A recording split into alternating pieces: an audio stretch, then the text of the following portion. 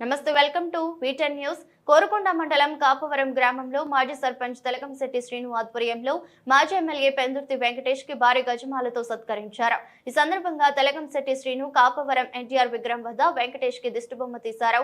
Telugu Desam party నాయకులు కార్యకర్తల పూలమాలతో వెంకటేష్ ని సత్కరించారు. తెలకంశెట్టి శ్రీను మాట్లాడుతూ మొదటిసారిగా స్వామివారిని దర్శించుకోవడం చాలా ఆనందంగా ఉందని శ్రీను అన్నారు. నాయకులు కార్యకర్తలు బాణసంచ కాల్చి సంబరాలు చేసుకున్నారు.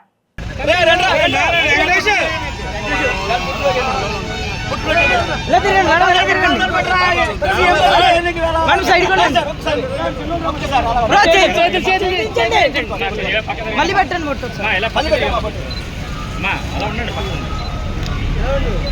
ఓకే సార్ సైడ్ ఉండండి సార్ సైడ్ ఉండండి.